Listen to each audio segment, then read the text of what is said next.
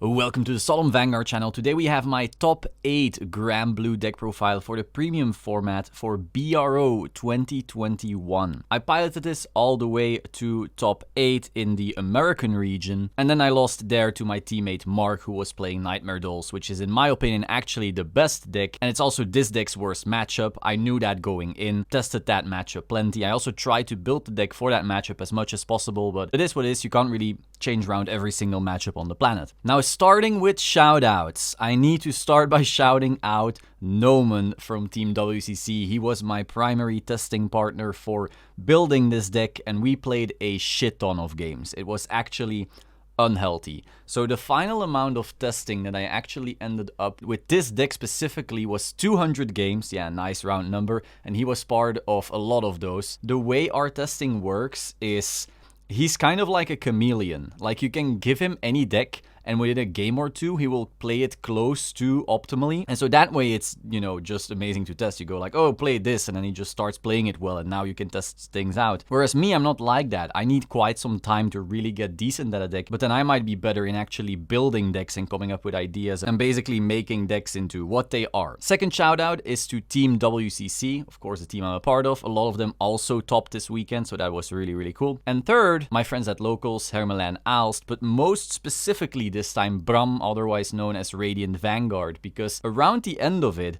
Noman sadly got a job, and so he could no longer test all the time. Weird. And so Bram basically was like, hey, you know, I'll start testing with you. And so quite a few of these games, I want to say maybe 20 to 30 were also with him, so that also helped a lot, so thank you so much. Of course, finally, also just shout out to all of my opponents. There were also some content creators in there. One of them was Echo, he was playing Gear Chronicle. Another one was a Overlord player from Cardfight Aces, also a YouTube channel, and they have this podcasting going on. But without further ado, let's get into the proper profile. This is Beatrice. This is Granblue. You know I love Granblue. It's my main clan. The reason I brought it, like I alluded to before, this is not best deck, in my opinion. I saw a lot of people crying after Zazan got hit, like, oh, Granblue didn't get hit, it's now gonna be best deck by a landslide, blah, blah, blah. Not even close. We also saw this in the conversion rates. In Asia, the most played was Granblue, and the amount of tops it got was 0. In Europe, most represented, Granblue, amount of tops it got, 1. Then America, most represented, Granblue, sure. Then it got 4, that's pretty solid. But compared to these other regions, basically, most represented but didn't do shit. Also then in America, almost all of those Granblues were instantly gone out of top 8. So just be aware of that. The actual best deck is Nightmare Dolls, and it's honestly not even close. And I knew this going in, but I'm just too damn stubborn. I trusted myself more to play with Granblue and not lose to random garbage and random luck sack and so forth, because Granblue does make like a really healthy, strong hand. Then I trusted myself playing Dolls optimally. Like, I've been playing Granblue for so long, I just felt way more comfortable trying to play this perfectly than trying to play Dolls perfectly. So then, we're playing Beatrice. There's basically 2 builds for Granblue, right? You either have your Nitros or you have your Beatrice. Nitros is more aggro. You might play your Navigator, you might just try to bash people in the face, you might want to go Bad Bounty on your first stride. Really, really solid stuff. And Beatrice is more controlling. That's also why I called this Beatrice Control back when I did top 4 in Springfest. And this time it's just Beatrice Control with even more control. So getting into card choices, this is for Beatrice still, because that is our right target. We want that huge amount of shield. We also want the defensive extensions with Lily. And we also just want her as a rear guard in order to either get solid revives on the Bad Bounty turn or just do attack extensions with Nightstorm. So preferably we want to ride it because that pluses it already. But then also we want to have extras for a variety of reasons. For this reason, 4. Next, we are playing 3 Skull Dragons. This is pretty sad, right? We always were playing 4 because of the Megiddo play. Megiddo is 4 Skull Dragons plus a Nightstorm, but alas, these days we're going into Megiddo less and less. It's still a really solid thing to go back into, but it's just not the strongest turn we have access to. And so while previous format, you had all of these majorly like aggressive decks that just did these insane loops on first stride, but after that they crumbled, so you could basically kill them with anything. Like these super aggressive decks, you could literally do Megiddo, you could do Obadiah, they would just crumble over, fall over, and die the second you stop their loop.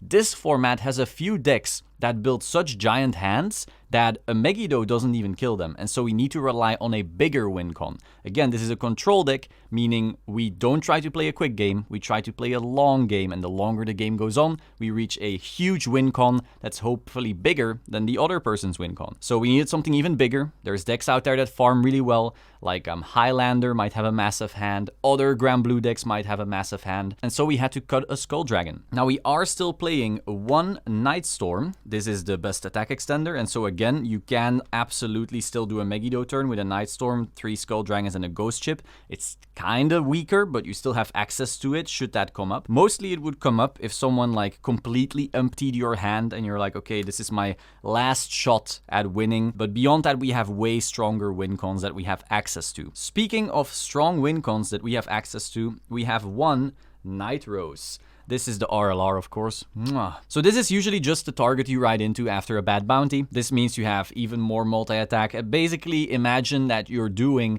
your typical V turn, which are double skulls and Beatrice in the back and so forth, but then you add an extra Vanguard attack on top and your Nightstorm as an attack extender. Really strong turn. However, that is not enough. This turn by itself does not always get you wins, especially against other Granblue players, especially against Highlander. Their hands and their shield is just too high value, and they can also guard a bit early. You're not really dealing that much damage early, so that's not enough. So I needed one more card, in my opinion, that made our win con big enough so that we could blast through even that.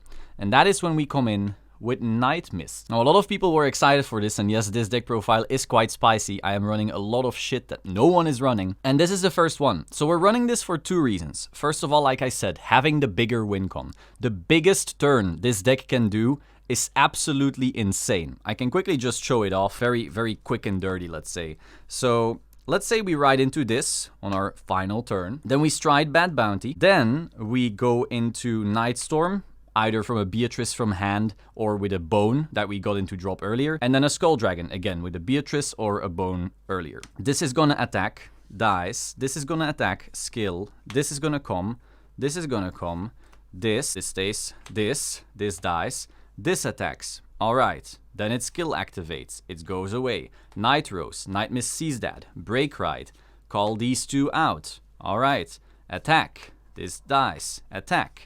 This comes, skill, come here, alright, attack, dice, attack, dice. This swings, skill, 1, 2, skill, here, 1, 2, boom, skill, That's the attack pattern.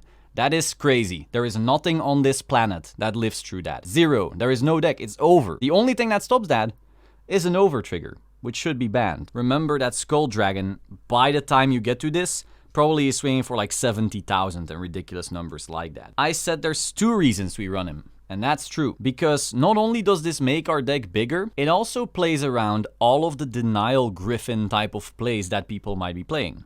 Granblue has Lily Cannoneer, that we are all well aware of, but Kagero has Denial Griffin itself.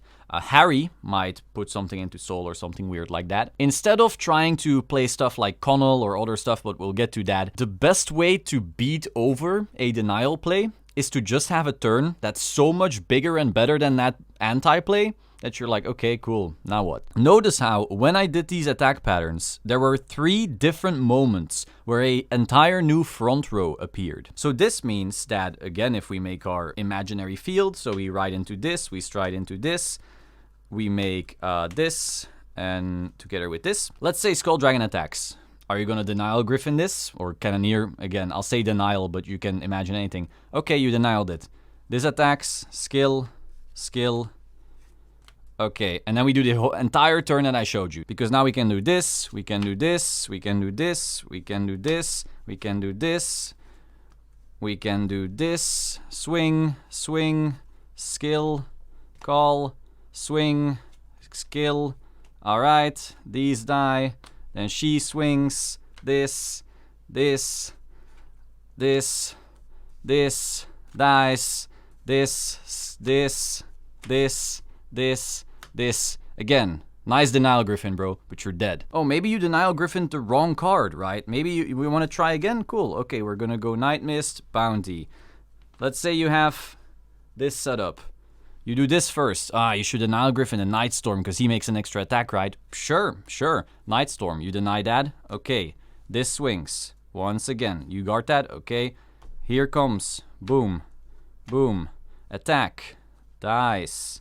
Nightstorm. Skill. Beatrice. Skull Dragon. Attack. Attack. Come. Attack. Skill. Boom. Again, one denial Griffin, cool. Doesn't matter. And there's basically 3 pairs of attacks that you would need to denial, and even then you ate so many skulls and so forth. There is really no denial Griffin play that kills this. Again, there's also 2 Vanguard attacks and so forth. So simply by including the Night Mist, not only did you make your win con so much bigger, you also just made it so that you burst through negations, if you want to call it that. Next, we get into our grade 2 lineup. Now, if you thought the grade 3 lineup was spicy, these grade 2s are gonna blow your mind. Nah, not really. Maybe. We'll see. We're playing 2 Colombard. Yeah, right now, every Granblue player on planet Earth is going, what? How dare you? You disgusting pig. I get it. So Colombard is, for most people, their main ride target. They go, oh, this is so exciting. I get to ride it. I get to CB1. I get my ghost chip. That's it. I'm gonna come out and say that Colombard is overrated. The big problem is that he costs a CB and then he gets a ship. And that's good, but it's not that good. Colombard is essentially as good as the target he searches. And when we had Cezanne, the target he searched was broken. So Colombard became broken. But when you ban Cezanne, now suddenly Colombard gets you a ship.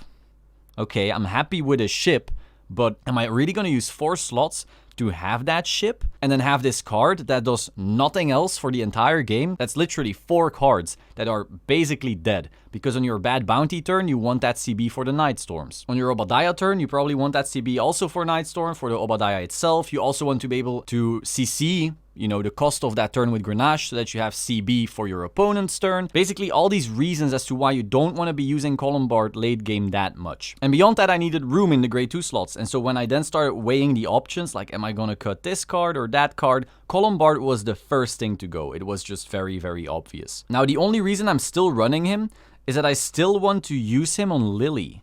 Like, I want to be able to go G-Guard Lily, Beatrice Colombard, and then I have access to literally anything in my deck. But as a ride target, he's not that insane. Now again, if I got him, if I have him in hand early, I'll be happy. I'll be able to play a stronger grade 2 game, sure. But he's not that impactful after that. And we're running other cards in this deck that makes it so we're having an even better turn 2 or grade 2 game as a whole, so that he becomes less and less good the more copies you run of him. So we have our 2 Colombard, then we get into, oh my god, blasphemy, we are running 2 Greed Shade. So I was always the guy going, I want 4 Greed Shade. Greed Shade's the best card. However, that was last format. Last format, we were in this moment where you had these insane loop decks, way too many of them, and this deck, the only way it would survive is to Greed Shade all of the pieces to your hand to survive that loop, and then stop the loop and then live. That was the only out. And so of course we needed 4. We needed to see it by turn 2 and 3. Otherwise we were done. It was see the Greed Shade to get the pieces to live, or we just instantly got killed in 1 turn. Now the format is different. We no longer have these crazy instant kill decks. Now, you know, the format's still relatively fast. You still have strong power plays on turn 3, but it's not that unfair bullshit that it was before. And so we're no longer that rushed to get that denial play set up. Beyond that, because we lost Cezanne, we don't even have the denial play. The denial play requires you to be at GB1 for Cannoneer's GB1 skill. And if you G-Guard, you're not a GB1. The G-Guard is in your Guardian Circle, not in your G-Zone. So you literally can't do the denial play without having G-Guarded before that already, or having resolved Cezanne, which is banned so we can't run it. So what are we rushing for? Again, really solid card. I like this card a lot, but we had to make room. What did we have to make room for? The real stars of this show. I am playing these babies. And a lot of people ask me questions about these. What are these? These are Stoicheia cards. Stoicheia grade 2s. Essentially, I realized, wow, Nightmare Doll is a pain in the ass. And I'm gonna lose hard to them.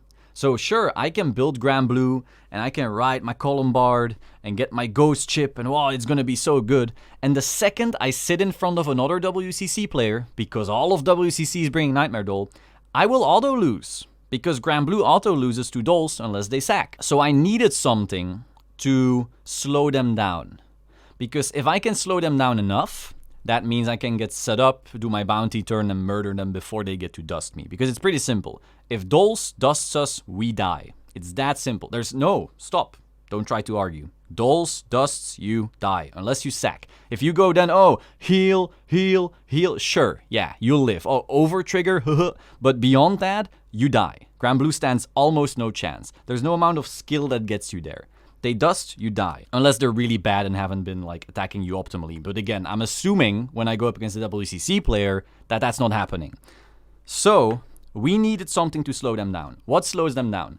Well, if you think about all of their attacks early game, okay, first of all, they ride a 9k, Marissa or Ginny. So if they ride a 9k, they can't swing over this unless they call a booster. So now they have to commit that and so forth. That's already like kind of worse. They're already not liking that. So their turn 2, you slow down. Now, if they went first, that means they ride into Carol and then call their field with all their bullshit.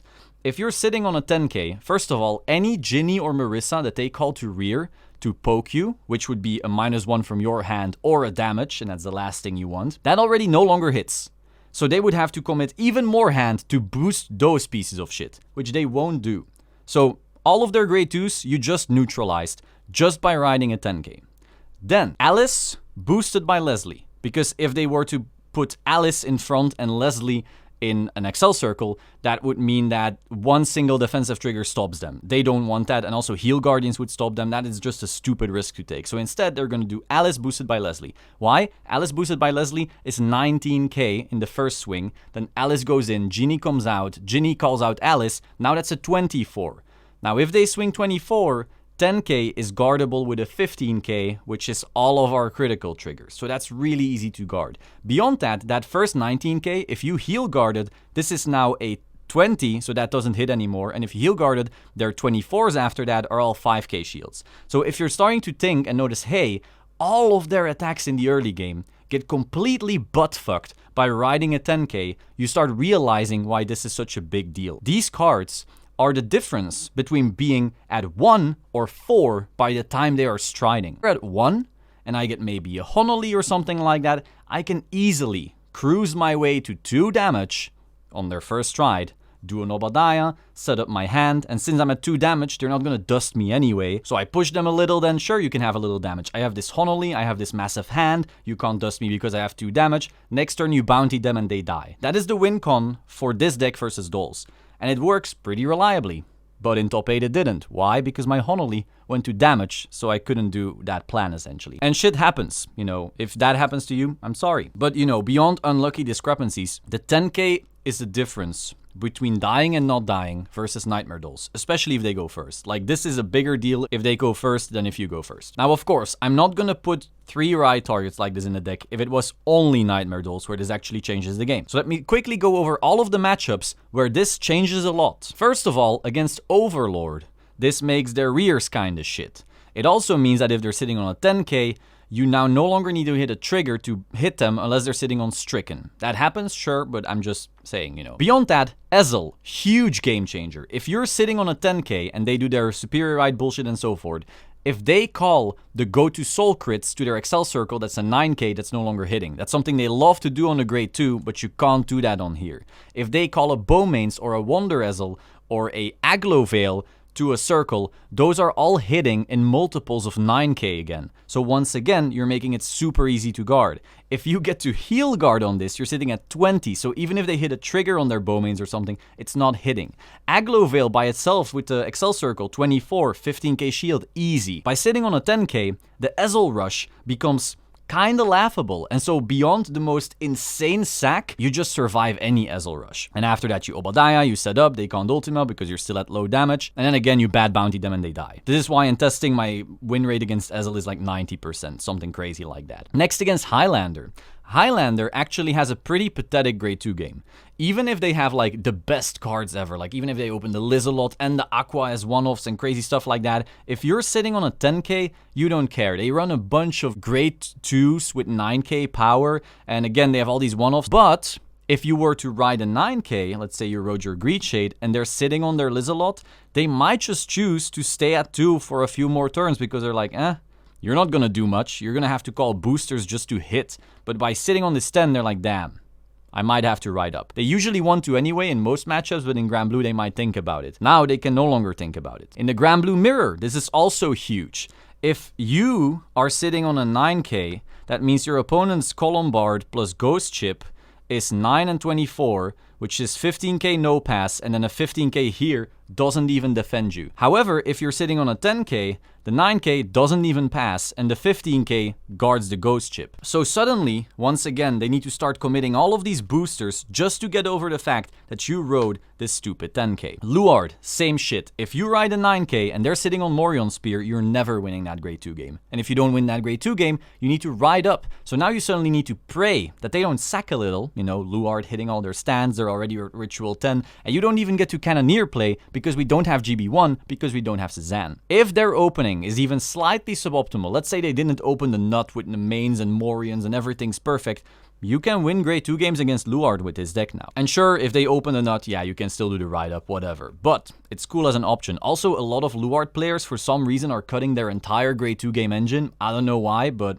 cool, good luck. Next against Regalia, those also ride 10ks. If you're sitting on Column, once again, you need to call a booster just to hit over that, but if you're on a 10k, you don't have to. If you're playing against Battle Sisters, same shit, all multiples of 9. If you're playing against Dieliner, once again, 10ks. If you're playing against Tachi, also hilarious. Sitting on the 10k is a huge deal. Usually they will do this multi-attack with this little ping guy. They have like a ping guy that gets a Quip gauge, and then they Mega Rex, and then Mega Rex eats the ping guy, creating a new attack, and then so basically it's like 4 swings, right, on their grade 2 game, and they refund everything. All of that stuff is mostly like 9k garbage. If they get Savage Mercenary, sure, that's the one attack that actually matters, but overall, sitting on 10 versus that deck is like, wow, it's free as hell. They need to ride up. So they give up the grade 2 game, and then they die. Same shit against Spikes, and also big deck Eradicator. I knew Toby from the OCC was bringing Eradicator. I also knew some French players were bringing Eradicator because it's actually a really good deck. And so they have all of these like 9k multi-attacks because Cho-Oh in the early game will easily, you know, bind whatever you called, and then they can just go 9, attack with Vanguard, restand for a CB1, swing with that, and swing with the last. That's all 9, 9, 9, 9, 9. The thing they ride, their Vanguard, is a 9k with an on-hit. So their grade 2 game is really solid, and they push you to high damage, or you have to guard, meaning you have a drop zone, meaning they get to bind that with Stunverse and so forth. So basically you ride a 9k against Eradicator, and you're feeling kind of bad. You ride a 10k against Eradicator, like, okay. You're probably saving yourself like 3 cards worth of guard when doing that, and then their stride kind of sucks ass, so you might be saving yourself 3 or 4 cards of guard. The difference is night and day. And we can keep going and going and going. Riding a 10k in this format, not necessarily all formats, but this format was a massive game changer. And so I had to cut some cards. I had to cut the Colombard. Yeah, sure, I can't do the ride, get a Ghost Chip, whatever. I know for a fact that sitting on the 10k is so much more impactful, weirdly enough, that I'll sacrifice it. So next, what matters is the choice of 10k. At first I was like, oh cool, I get to play Commodore Blue Blood like back in the day. And then I realized, oh, Stoichea has all these 10ks. Okay, fine, we'll play some with skills. So first we have Aglio. This was actually the most obvious choice that I was instantly sold on. Essentially, if you have to kill someone on an Obadiah or a Galleon turn, which is, you know, weaker. It's not like a bad bounty turn, but sometimes you have to, you know, maybe you guard it with everything in your hand, or maybe you're too close to deck out because bounty needs 5 cards. If you have an overtrigger or such in deck, you need even more. So if you're too close to deck out, the game lasted long, you might need to kill someone on a Galleon or a Obadiah. At that point, you call a full field. And so obviously you want as big as possible boosters. There's no next turn anyway. So how can you further maximize the impact of that turn? Well, you call your little pony right here.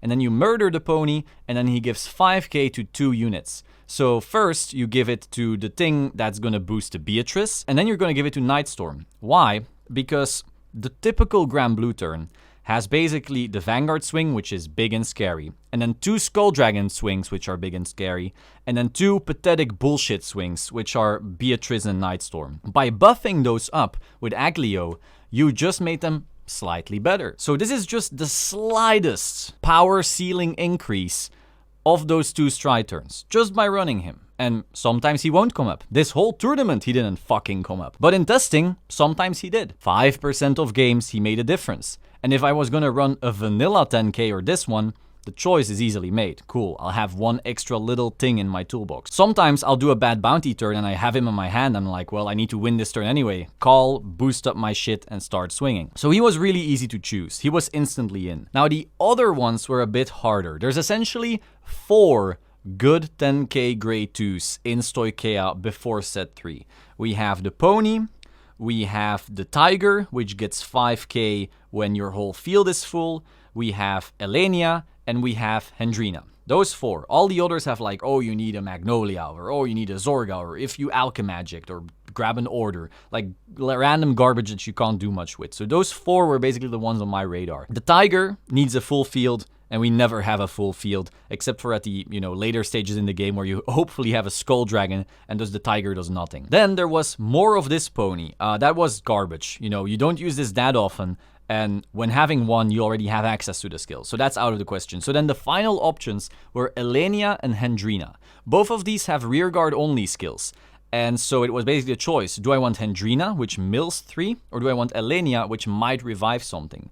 And I ended up going for Elenia because she's basically dog shit Colombard. She says CB1, Soul Blast 1, revive a grade 2 or lower, give it 5k. Okay, Colombard literally is only CB1, grabs anything from deck and then revives it. That's infinitely better, but it's a 9k. So we needed Elenia as our dog shit Colombard.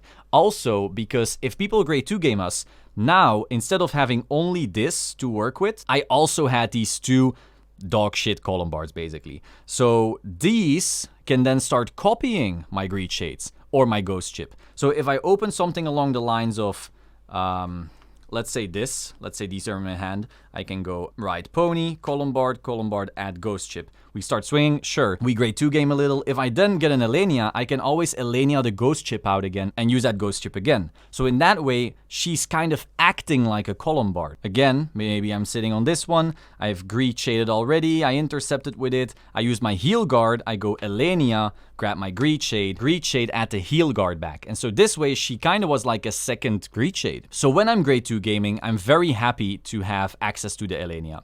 Now, you could say, hey, but if Pony doesn't come up that often, why don't you just max the Elenia? Why wouldn't you play 3 Elenia? Well, the first Elenia you ever see doesn't do anything. It's just a 10k. This is rearguard only. So if you draw this, it's the same as drawing 2 Elenia. That first Pony you ride, whether it was Elenia or Pony, doesn't matter. So this was optimal for me, having access to the Pony whilst also having access to shitty-ass Colombard. So this means we're actually running 6 good grade 2 game 2s instead of only the 4. The argument pro Hendrina, by the way, was that if you had to ride Hendrina and then Beatrice, you could basically Soul Blast it out, call it back again, and then mill 3. That card actually works when placed from anywhere. This is only from hand. But that was like so much less relevant than just the ability to grade 2 game better that we chose for this. Next, Ghost Chip. That's pretty obvious. Like, we can Colombard it out and then it's pretty solid. If we rode Elenia and then we Colombard it out, that's even better. Otherwise, we grab it off Obadiah on our first stride, and then we can do some Nightstorm swings with this and basically build our hand. Then 1 Cannoneer. This is for the Lily plays, and also maybe you want to snipe some important rearguard. Maybe you're playing against Luard, you survive your first stride, you're like, oh, I see all your Dagdas are out except for this one. Cannoneer, it's gone. Stuff like that might come up, but usually it's for the Lily play.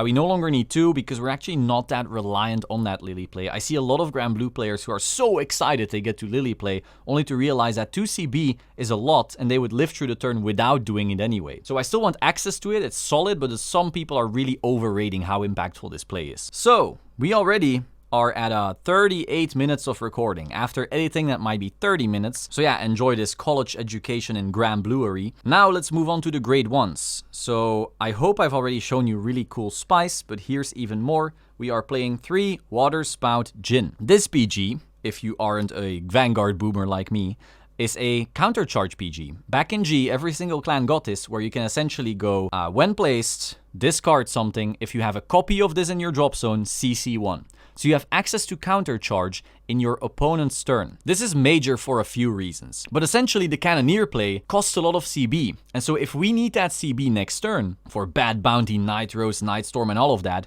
well, I want it back. Beyond that, we also lost tier because we're not running Cezanne, and therefore we don't really get to like flip up Cray Elementals that easily. So tier kind of became worse, and so we needed other CC. I see other people running Cutlass, but I really didn't have room for Cutlass. So I would rather just go into my CC PG and also catch people off guard with it. You know, you are able to go like, oh, I have 2 in my hand. They think, oh, I'm denying this guy. I'm swinging with a Force 2 or whatever. He has no CB left. Okay, Jin, discard Jin, boom, CC, and I can do my next turn. Beyond that, you can also go crazy with Lily plays. You know, Lily, Beatrice, Greed Shade, add the heal guard back. Lily, Beatrice, Greed Shade, add the heal guard back. Keep on doing crazy stuff like that. They think, wow, he's really going through all that CB.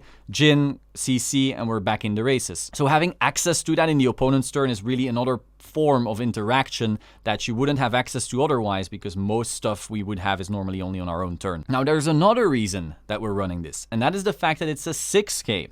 The other PG we have, I think he's called Dolph, is a 7k, which is a draw and ditch, which is fine, you know, it's a cool skill, but he's 7. So if you're playing as Nightmare Dolls and you're going second, the 7 actually still hits Leslie and Lorok. Lorok is a card every WCC player is essentially playing in their Dolls deck, and so if you row Dolph, you now can't deny them that one turn, which really hurts. But if you ride this, then you call something else. We'll talk about that later. Whatever you call doesn't matter. You can now swing under their 7k, both Leslie and Lorok. Now they don't have a damage, and so you don't get your skull bashed in quite as easily, but you still keep on, you know, plussing, getting your drive checks and so forth. So yeah, 6k and then the CC, pretty cool, pretty impactful. Next, we have a card that almost no Granblue player is running for the longest time, because we really didn't need it back in the day. We have 3 Tommy the Ghosty Brothers. Now, once again, there's a billion reasons why we run this. I would like you to really consider how many cards I've already named where I'm like, oh, here's a reason, and another reason, and another reason, and another reason. Most cards I'm running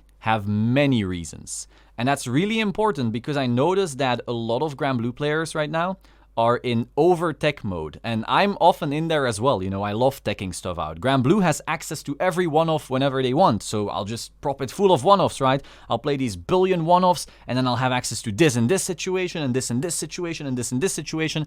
Turns out, your deck just becomes an inconsistent mess and falls apart the second it's threatened. So a lot of the cards I'm running have a lot of functionalities, despite being one-offs and so forth. And other cards, I see their usefulness and their consistency boost so much that I over-index on them by running like a lot of copies for them, given for just what they are. So Tommy is a really good example of this. This card I run 3 of, and it has a lot of purposes. First of all, it is a grade 3 searcher. So this means he can search our Beatrice, he can search our Nightstorm, can search Night Rose, can search Night Mist, but most importantly, can also search Heal Guardians. And Heal Guardians are fucking broken. You need Heal Guardians. All of the best decks rush the shit out of your face on their grade 3 turn.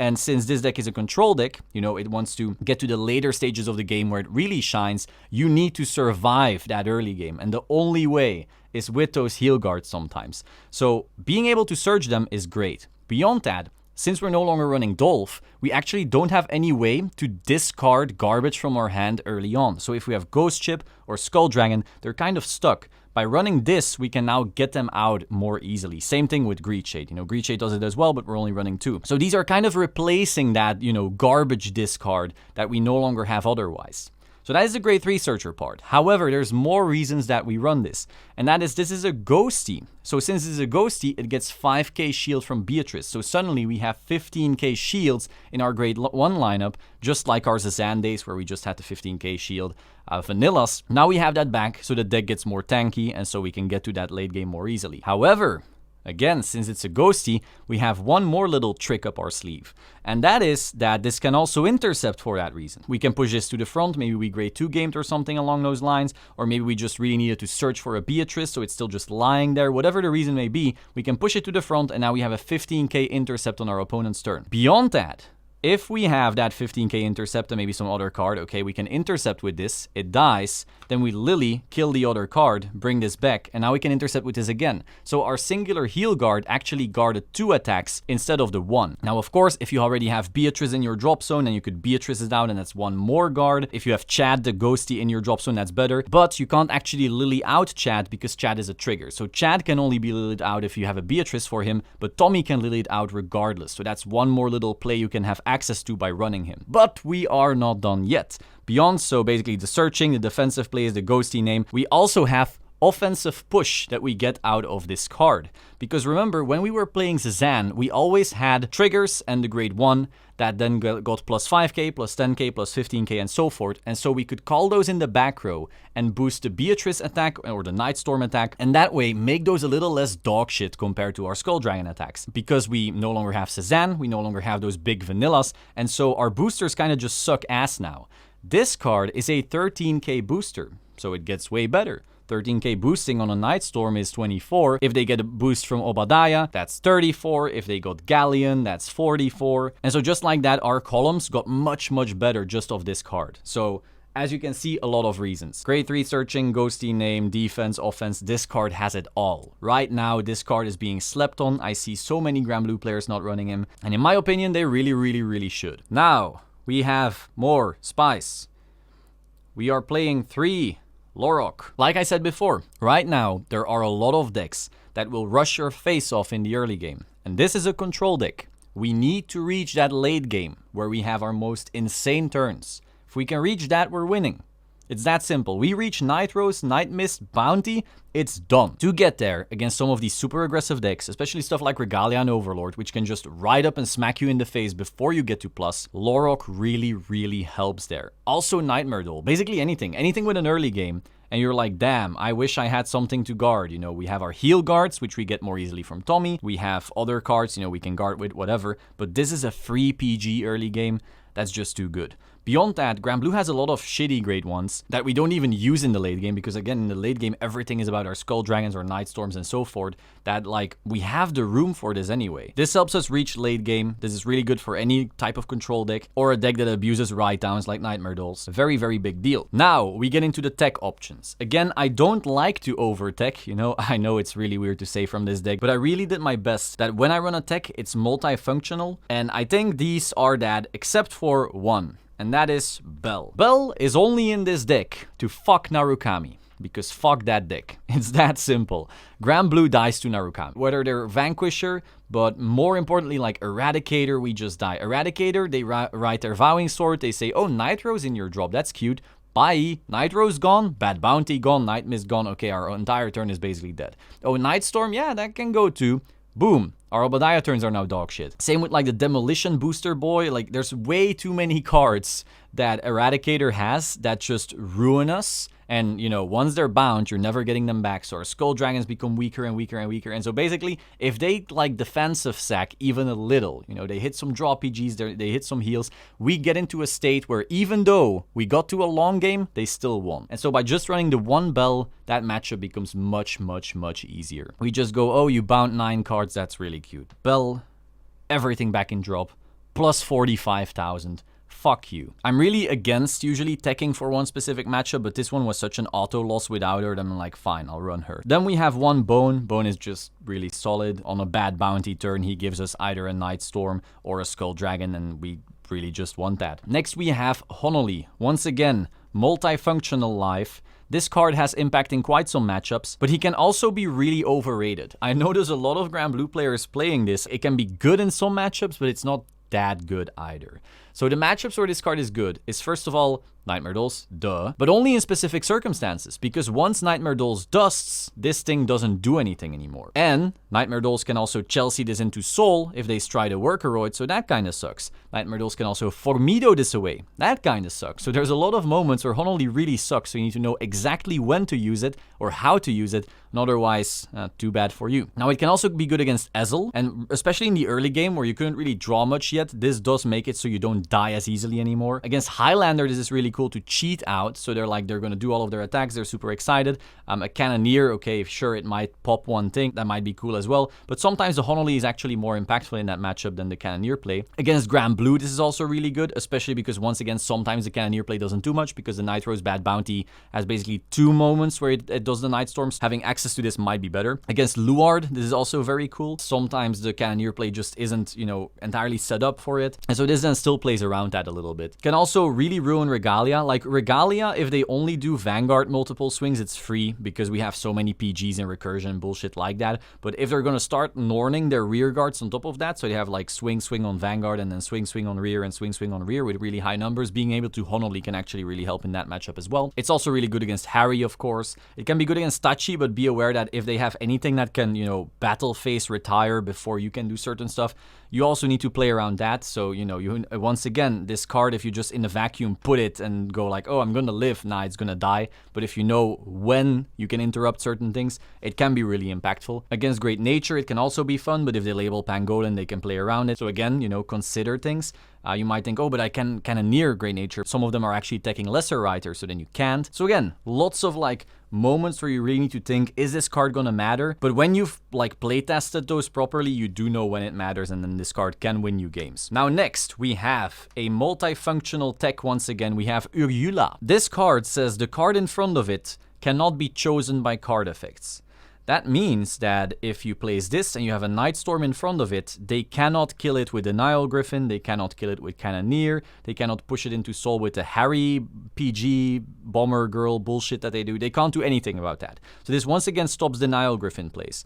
Now the other card that could do this was Earth Elemental Connell, but the problem is that Earth Elemental Connell doesn't actually stop the Nile Griffin, because the Nile Griffin automatically chooses the attacking target, and Connell isn't that. So I figured I'd play this because I assumed I would play Overlords as well, and you know, playing Connell just to stop Granblue but not Overlord feels kind of, you know, neg. So this card is better in some situations and worse in others, but I felt it was more reliable in more matchups to a point where I prefer this over Connell. Now beyond that, there's actually more functions where this is really good. Remember how I mentioned that if you Honoli against Nightmare Dolls, they can Formido. That ruins your life, right? If they Formido your Honoli away, and now they do their full Leslie Alice loop, you die. You basically die. And so by placing this, you can actually stop Formido from going off. And if you're at low enough damage, they won't dust you anyway, because they might auto-lose of that. Sometimes they will if like that's their only out, but usually they won't even try. And so now you played around Formido automatically, and now, after that they attack this, you can Dismal this, and now it survives and their turn basically ends because, well, Dolls under Honoli usually can't really play the game. Beyond that, they can't Chelsea it, they can't like do all of that stuff. But usually Chelsea isn't the biggest concern, because if they Chelsea, you can just Dismal this. Regardless, you know, it's just a little interaction. And there's one final interaction that makes this card very funny, and that is Gridora. If they ride Gridora, they say, oh, this column, you can't call to it. She says you can move rear guards horizontally. And so if they lock this column and say like, oh, you can't call to it, you go, sure, bro, I'll call here and then move them to that column, because I can't call, but I can move. So just like this card like randomly counters Gridora as well. So if you're afraid of that matchup, that's a cool little trick beyond that. Next, we are playing one Grenache. Grenache is our CC, you know, recurring. My one loss in Swiss was against a Granblue player, and this was in damage, and that lost me the game, because I noticed from his hand, damn, I need to play a long game so I can do the Night Mist Nitros combo, but I couldn't play a long game because I didn't have CB. So yeah, rip me. Luckily, I could then win every other round afterwards, which was hell, because I was 1-1, and then I needed to win 6 more rounds in a row, so that was hell. But so yeah, important card, don't lose it in damage. Next, for triggers, we are playing for Chad, because it's Chad, it's huge shield, it's stride fodder. I saw some people say, oh, but you don't need it. It's like, yeah, you don't, like, you can get away with less, but you usually mill all of your grade 3s, like you mill Night Rose, you mill Night Storm, you mill your Skull Dragons, you mill maybe one Beatrice because you need it for defensive and offensive extension. You might mill the Night Mist to add it with Greed Shade later, and so as you notice, all of your grade 3s are really leaving your deck, and so not having those can really change games sometimes. Then we're playing 4 of this and 2 of this. Now this made me really sad, because I'm a big fan of maxing these out and making the deck more consistent, because basically, well, oh, I draw too much triggers, whatever, put them in Soul, start drawing. The problem is, once again, Nightmare Dolls. If you hit a defensive 5k against Nightmare Dolls, they go like, huh, whatever. If you hit a defensive 10k, they're like, ooh, That's not fun. So the more 10k triggers you can hit against Nightmare Dolls, the better. And obviously other matchups also don't like defensive triggers, but that's like really the main reason why I switched. But then I still wanted to play these because they're too good, especially with Beatrice, being able to like push it in, early game draw, and then Beatrice calls it out, and then you push it in again and draw, really good. Against Nightmare Dolls, you can also like, if you Columbard and Ghost Chip, the Ghost Chip can't attack because then you're giving them damage, which might as well say like, hey, kill me because I don't want to win anyway. So you would rather than mill out this crit and put that into soul, so you still got a draw of the Columbard without having to give them damage for it. Ripple Banshee would do the same, but I don't have room for Ripple Banshee. And it's also not a consistency buff like this card is. This also really helps Beatrice, so like, you know, you want to play this card still, but sadly, I wanted to max out to 15k. Next, we're playing one draw PG. This format is a PG format.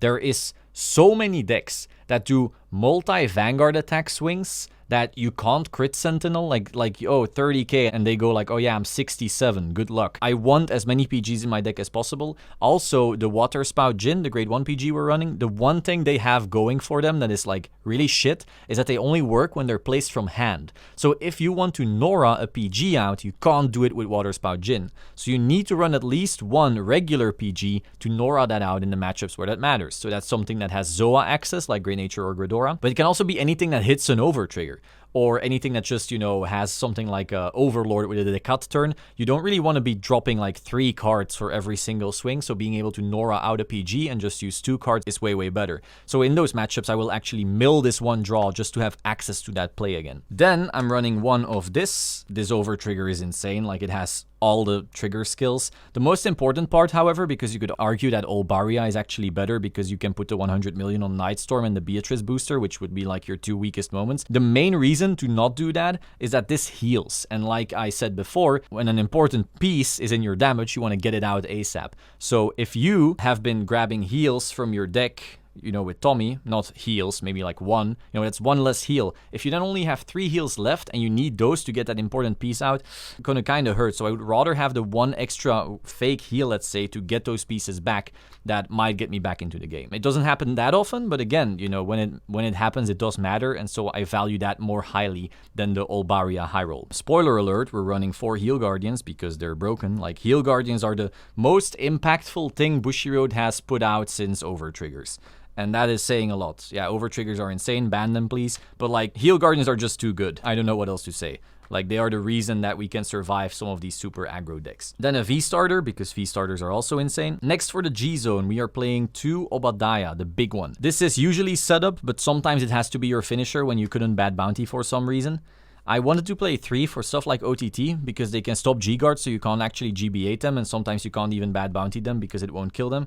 Or you're already like close to deck out, so you might need a 3rd one or something like that, but the last I didn't have room. So 2 is probably fine. Then we have 2 Bad Bounty. Now 1 Bad Bounty is usually enough, but you want a 2nd one specifically for the Gridora and the Chaos matchup. Those decks, you know, you just assume that you won't have rear guards. If you do have access to rear guards, awesome, then you use them and kill them harder. But if you don't have access to rear guards, it's good to at least have the 2nd.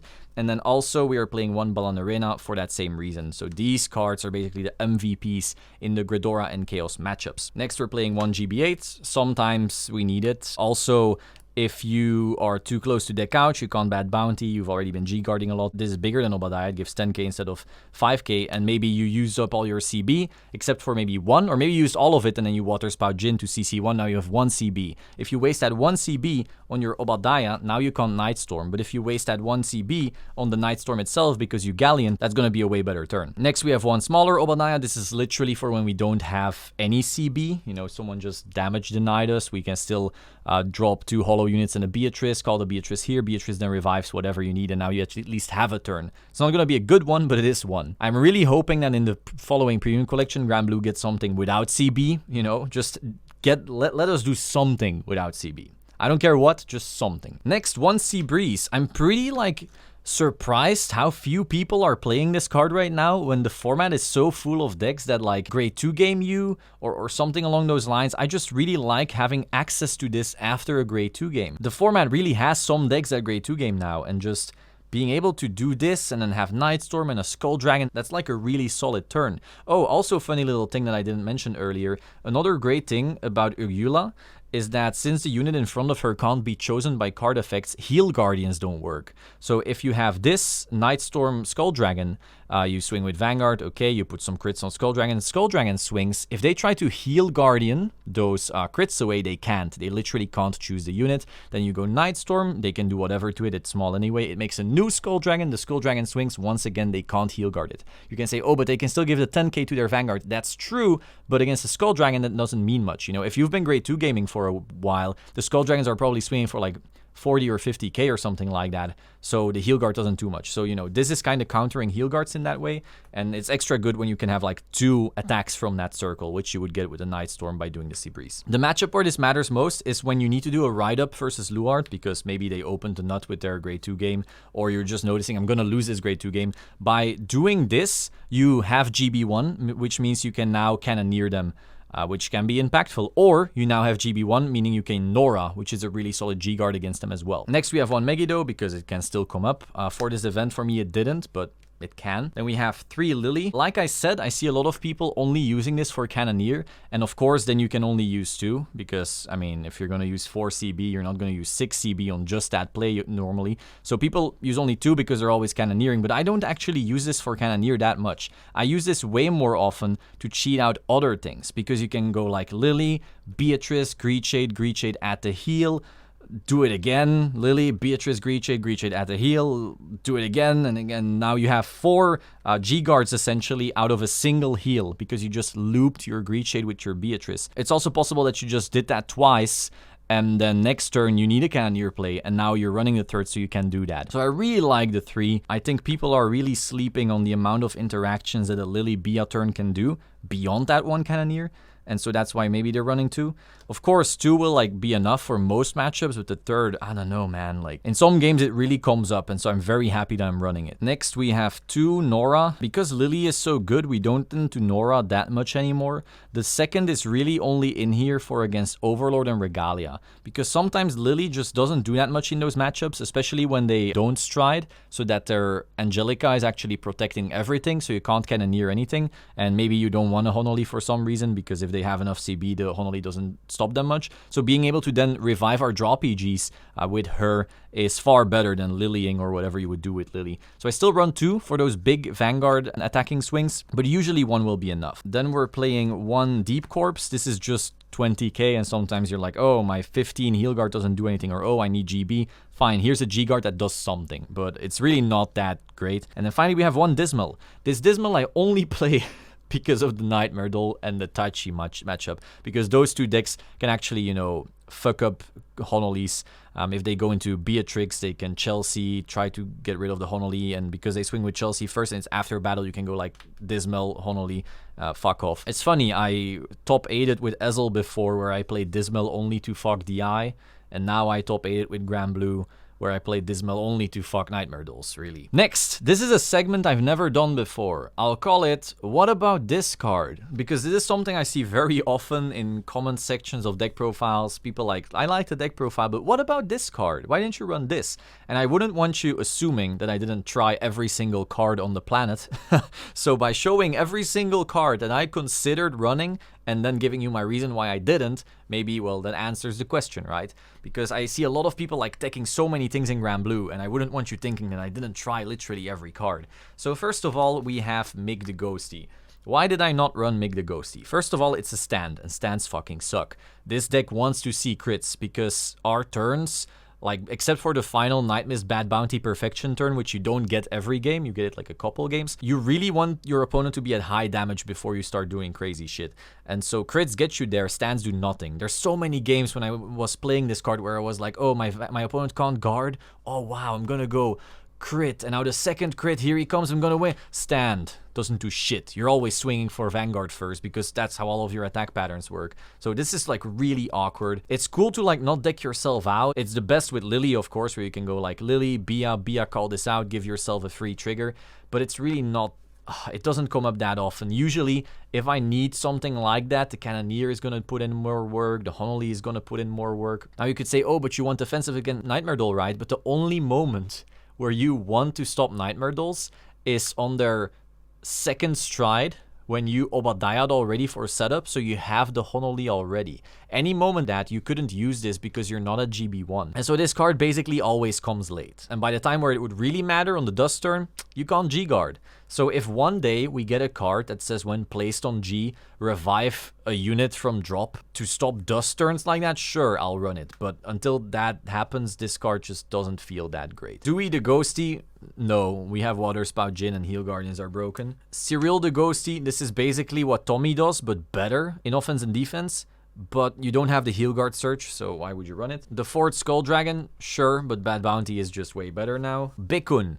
This is a cute tech. Again, like a lot of decks right now play multiple Vanguard swings, and so being able to get free PGs on those is really cool. The problem is that this deck already has access to a lot of PGs, especially because I run 4, I'm not playing Crit Sentinels, and so I noticed when I was testing this, like first I ran 2, I'm thinking like, wow, I'm so smart, I'm gonna figure out the tech, man, wow. Then I noticed like, oh, it's kinda just a 10k shield. Oh, it's kinda just a 10k shield. Or I like open my hand and I see, oh, I can't write this, now I'm great stuck. And so I gradually went from 2, and then to 1, and then to 0, and the deck just got better and better the less copies of this I ran. This can be good in decks where they don't have a lot of defense yet, but Granblue isn't one of them. Next, Connell. Like I said, this is a better Urula in some matchups and an awful Urula in others, so I chose the Urula instead, because like I said, she can also do like more little interactions, but it's definitely a decent card if your clan doesn't have access to Urula. Next tier, like I said, since we don't have Cezanne, we don't flip Cray Elementals as fast, and so that means we usually only get 1 CC of this, which isn't worth it to me. Navigator. Navigator is really only good if you're playing like an aggressive Nitros build, which this one isn't. The Stoicheia PG, it's cute, like getting a free-ish guard sometimes is really cool, especially because it is a 6k, so it can swing under the Lorok and the Leslie, but the Water Spout Jin was just way too impactful to pass up. Hendrina, like I said, this was the other option, but Elenia was more impactful. This order to make Skull Dragon automatically hit for a crit, it's cute, but I already had issues with like ride consistency, and so putting in even more cards that like mess up ride just wasn't worth it. Ripple Banshee, just like a generic draw and have a big booster, was cool, but again, the room is really an issue. There's too many grade 1s that I run right now that have far more impactful than the draw 1 would usually give me. Dolph, I already explained why. Crit Sentinels, like I said, this whole meta is so PG reliant. Again, I will name them right now. We have Overlord, we need PGs. We have Ezel, kinda, maybe. At least when they're going like swing Spirex and you're sitting on your grade 2 and then they push in one of those crits and now they're 37, so you place this and you're like, want to pass? Cute, but like that sucks, so let's not do it. The mirror match, like everyone swinging with all those Skull Dragons, Crit Sentinels don't do anything. Regalia, once again, swinging for huge. Any OTT variant playing Momo, once again, this isn't big enough. Dieliner, they swing for 100k, good luck with your 30. Tachi, they're gonna swing twice with Neburos, good luck with 30. And so as you notice, it's just a lot of decks that like hit over this number that I'm like, ugh, I really want access to the PG. Samurai Spirit, being able to turn our Cannoneers or Greed Shades into actual boosters after using them for plussing or hand shaping, let's say. Really nice, I would like to fit it in, but there's no room right now. Quincy, cute tech, you can send back over triggers and stuff. The only time where I was actually like, oh, Quincy can be better than just sending over triggers was when I played against Noto in Swiss in America. He used it to just not deck out. So that was pretty cool. I respected that more than the over trigger cheese actually. But overall, when it comes to like sending triggers back, this card always feels like it's too late because it sends to the bottom and doesn't shuffle. But if you're able to use this, that means you already Obadiah'd. So if you do Obadiah, and then use this, now your over trigger is at the bottom, your next turn is bounty, so you don't shuffle, so you don't have access to the over trigger. If you Obadiah again, yeah, sure, but like then you shuffle, but what are you doing? You should be bad bountying already. So this card, I don't know, the over trigger it sends back is always coming too late, so for that reason I'm not running it. Jesse the Ghosty, I never understood why people run this. It's really cool, I guess, to have access to a CC on a Nitros turn. Usually I don't need it, like usually I'm able to Water Spout Jin to have my CB anyway, or like I Lily into BI into Grenache to turn 1 CB into 2 CB.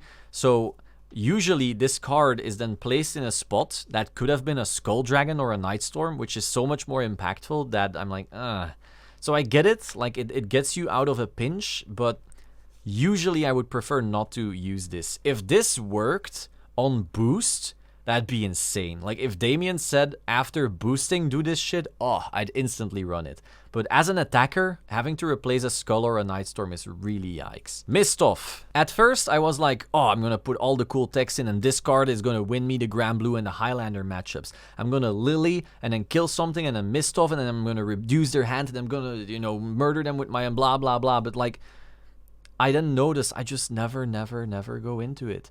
Why would I Lily into this to reduce my opponent's hand so that I can kill them more easily? If I can Lily into Columbard, into Greed Shade, into Night Mist, and then I can kill them more easily as well by making my turn better rather than making their hand worse. So it's like cute, but whenever I put this in decks thinking I'm gonna be a big brain with the best deck, this card is a 10k shield. Might be useful at some point, in some matchups, it's cool and all, but I don't know, in testing it just never came up. This is the other 10k, that Tiger that I was considering running, but again, it wasn't as good as Elenia. King Serpent, it's a cool card in the sense that you can go like Obadiah, revive this. It gives you the Obadiah cost back already, and now you can Nightstorm, and then your whole turn was only 1 CB.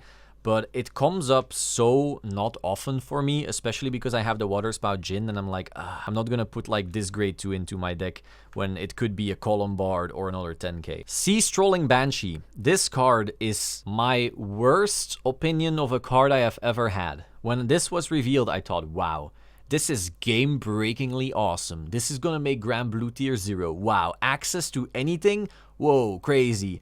And then you realize the only reason I thought that was because Zan was so insane that, like, when I write it now, I'm like, what do I search? Whatever I would search with Columbard. Nitros to keep it safe.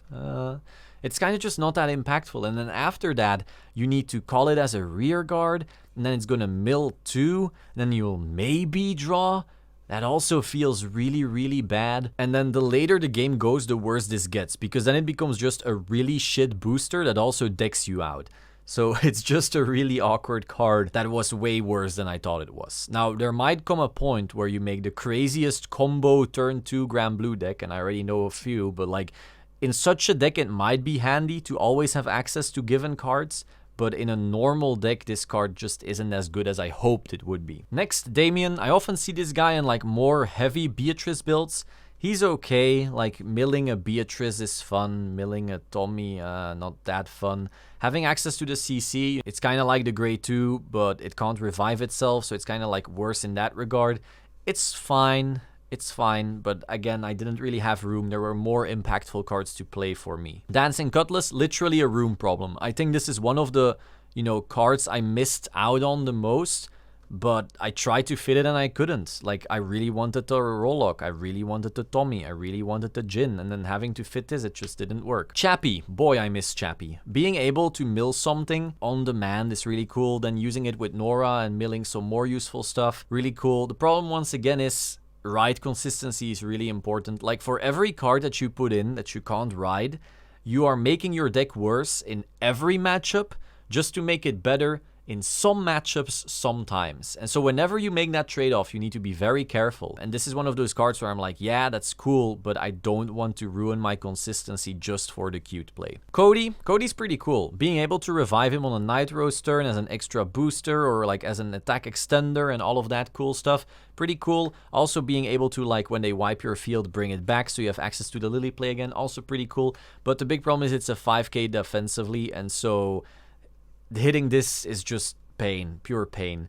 And then in many matchups where they wipe your field, you're like, do I really need that? Like, do I need to Lily this turn? Probably not. Like, if you played around them, playing around Lily, you're probably going to be fine in everything except for Dolls. But again, against Dolls, you could have Uyula Honolid, and Dust doesn't wipe stuff, so this doesn't do anything against Dust. So for that reason, I didn't end up running it. So this was my longest deck profile ever. I hope you found it interesting. Be sure to like, comment, subscribe. If you have any questions, pop them in the comments down below, and I will see you soon. Ciao.